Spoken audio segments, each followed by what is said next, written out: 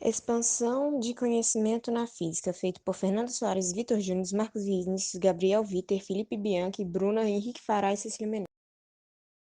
Calor e métodos de resfriamento no corpo humano.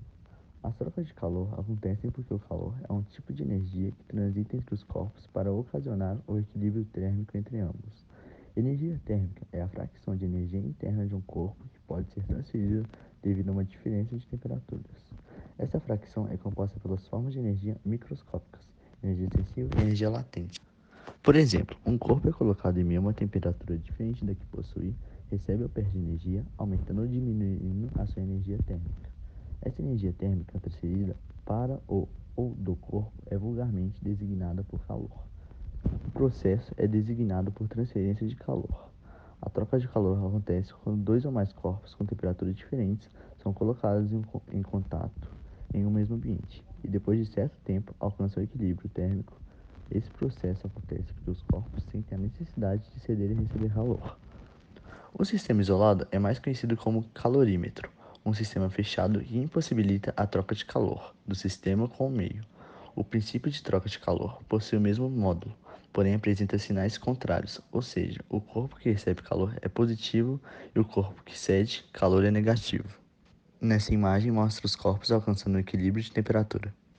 Se dois ou mais corpos trocam calor entre si, a soma algébrica das quantidades de calor trocada pelos corpos até o estabelecimento do equilíbrio térmico é nula.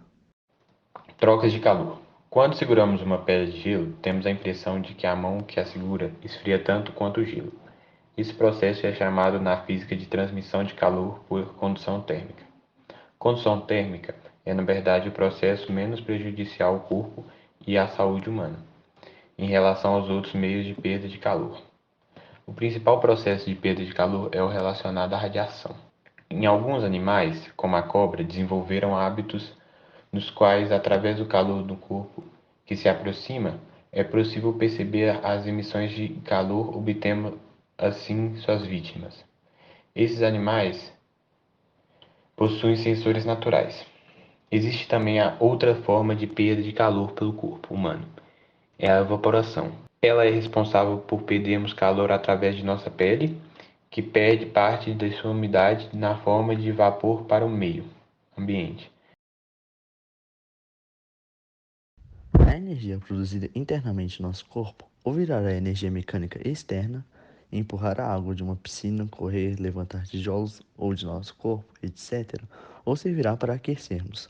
Mas nós não podemos deixar que nosso corpo se aqueça além dos 370 graus. Para isso, temos que resfriá-lo. Uma temperatura excessiva prejudica o controle motor, o desempenho de um atleta e pode levar, em casos extremos, à morte. Em atividades usuais do dia a dia, nós produzimos uma potência de cerca de 120 watts. Assim, para que nosso corpo não se aqueça excessivamente, precisamos eliminar exatamente 120 watts. O corpo humano e dos demais animais têm algumas formas de refrigeração: irradiação, aquecimento do ar próximo à pele, e esse ar se vai sendo substituído por outro mais frio, e evaporação da água. Note que mesmo em dias ou regiões frias, precisamos eliminar os 120 watts. As roupas grossas são necessárias para eliminarmos apenas o necessário para não resfriar demasiadamente o corpo. Por irradiação e sem roupa nenhuma, perdemos cerca de 10 watts para cada grau de diferença de temperatura entre nossa pele e o ambiente.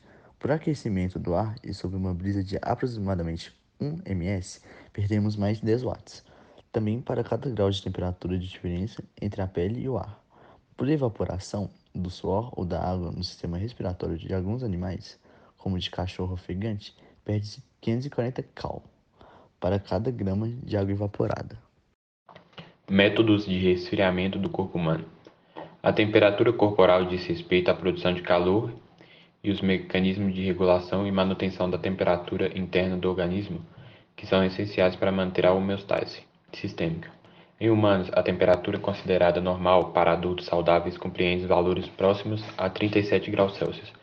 Valores abaixo de 35 graus Celsius ou acima de 38 graus Celsius podem trazer problemas à saúde. O controle da temperatura corporal humana é realizado pelo hipotálamo, conhecido como termostato biológico, uma porção pequena do encéfalo que também está relacionado com o emocional, respostas sexuais, apetite e regulação hídrica.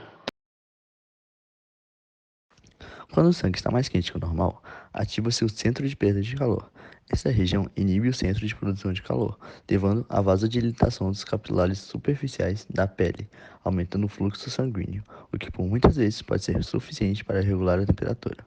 Caso o corpo continue quente, um sinal através dos nervos simpáticos estimula as glândulas sudoríparas do corpo, causando sudorese. O suor tem a função de carregar a água para fora do corpo, e como este líquido é um bom condutor de calor, a sua evaporação causa resfriamento do organismo. Se o corpo humano for afetado, a temperatura aumenta, causando febre. É importante dizer que a febre em si não constitui um problema de saúde, ela é apenas uma reação do corpo contra algo que está fugindo da normalidade. Se o problema for uma infecção, a febre é um mecanismo de defesa do corpo para combater o agente agressor.